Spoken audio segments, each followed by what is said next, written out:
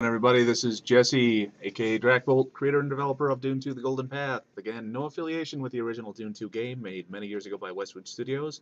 You do need to own a copy of that original game in order to play my game because it does borrow some intellectual property. So, all that out of the way, we are about to start game 2 of a two-game series between Lunaticman and TheRaffy. And Lunaticman looks like, again, is going to be the Ordos. TheRaffy is going to be Harkonnen. TheRaffy surprised Lunaticman a little bit in the last game by going with sort of a light vehicle rush build, while Lunaticman was looked like he was planning on having sort of a mid to long game build with heavy economy. So TheRaffy came out with some new tactics and worked out very well for him. It's always good to see players who are typically doing one kind of thing branch out their tactics a little bit and come up with something new. So that was good. Looks like we're about to get started. The usual 96 by 96 map size. They're playing with 3,000 starting credits. I actually prefer it when players play with 1,500 to 2,000 because that ends up being closer to the original game. People don't just instantly tech up to higher levels right away. So I like seeing lower credit matches, but people like to get started really fast too in some games. So the unfortunate thing is with 3,000 credits, it gives you the opportunity to make rushes like that, to just immediately pump out a bunch of stuff and go hit your opponent. And like I say, I prefer to see games take off a little bit slower. And in the future, I might actually even disable the ability to go to 3,000 credits if it keeps looking like people are just gonna always win by rushing. So we'll see what happens here. We have the Raffy is looking around for a suitable place to deploy. He's taking his time, which is always good. Looks like Lunaticman has deployed a little bit close to the edge. That's always dangerous, but he does have a lot of rock around him, so he shouldn't have any issue with that. And boy, the Raffy is really moving around. He has not deployed yet, so he's definitely looking for a nice big open spot. I assume he's going to go right there. There he goes. So you can see the Raffy is doing an awful lot of scouting at the same time. He's got just about each one of his units moving in different directions and trying to uncover as much of the map as possible, see what's going on. I don't think he yet knows where Lunaticman has decided to set up, but of course he knows the general area where Lunaticman is going to be, being Ordos. So here comes a little scout ranging. There's Lunaticman's flak trike is taking a few shots before he finally gets it to retreat and save its life. So let's see if that quad from the Raffy pursues him. Looks like he's going to stay where he is. And Lunaticman, once again, looks like he's going kind of a heavy economy build. The Raffy, let's see what kind of, looks like he has three refineries coming out. So I think similar builds from both sides. Excuse me. Burping here.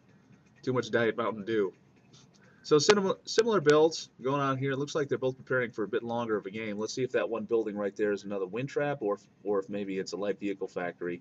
I'm curious to see what the Raffy's going to do here. I do remember this was a great game, but I don't remember a whole lot of what happened to it. Again, I'm recording audio for a video that I recorded previously, and at the time I didn't have a quiet room, so I couldn't cast as it was going on.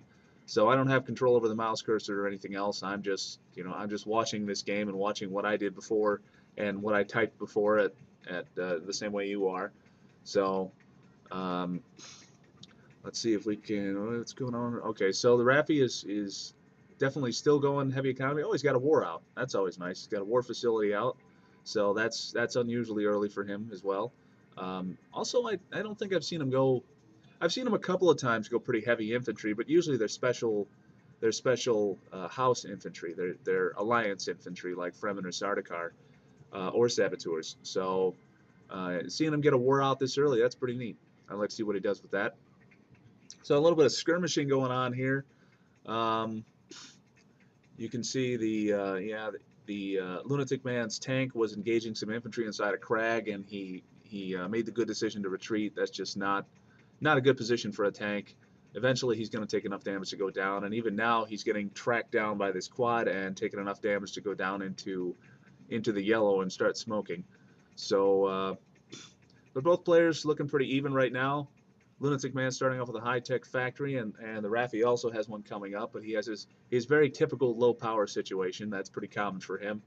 So it's a good thing he doesn't play Atreides, otherwise he'd have sonic tanks sitting around on power all the time.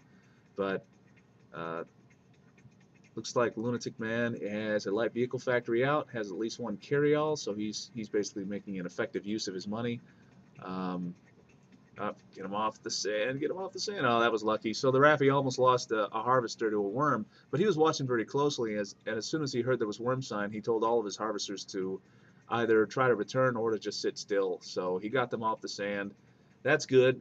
Good. One thing I know about TheRaffy is he always pays a lot of attention. He has very good reflexes and reaction speed.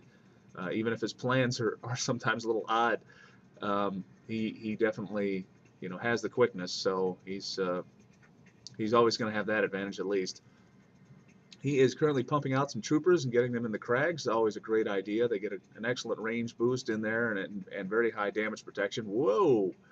Yeah, that raider deserved to die anyway right there if he's going to lose that kind of network sync and go a little berserk. That was just a little bit of a network bug. So no worries, he's dead now. Here's a little bit of a rush from Lunaticman. Just I say rush. That's not technically what it is. If you want to go with your RTS Gosu lingo, yeah, I don't know what all the terms mean exactly, but anyway, he sent out a bunch of raiders over there to make an attack on the other side of the base and do a little bit of damage, and it was moderately effective.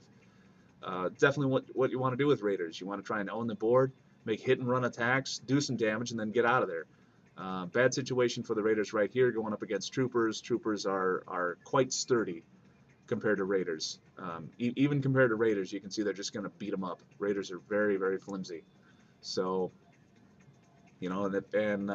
TheRaffy is starting to move his troopers out a little bit and range them out. Looks like, I imagine he's going to start setting up at least a few troopers in every piece of the quads, every piece of the crags rather, around his base, both for scouting and to get the range advantage, to do some damage, and just be able to surprise, because as long as they're in the crags, his opponent, Lunaticman, can't see them. So looks like TheRaffy is also planning to get out some quads. He's going to go for kind of a mixed light build here. I don't see him going for any heavy vehicle factories yet. Lunaticman talking about a bug where he has a harvester that isn't returning, and yeah, I do see that guy right there. He is not responding. And then throughout the rest of this game, I remember I was telling him, well, try to airlift it. Do let me know. I mean, can you select it? I mean, I was starting to ask him questions about it, but he never responded after that. So I guess he just got sick of trying to assist with that and just wanted to play the game. So whatever. Here comes a little trooper attack from TheRaffy. Always good, taking out that tank with ease. Definitely what they're designed to do. So let's see how this goes. Infantry are definitely best for attacking buildings, as they do a lot of damage. Infantry and troopers, they do excuse me. They do extra damage to buildings, undefended buildings, that is. Now, that row of guard turrets up front, that's very intelligent by Lunaticman. Definitely want guard turrets. If you see your opponent is going heavy foot units, you always want some guard turrets around. They do great damage. One problem, though, is he has the guard turret sitting right in front of the crag, so that just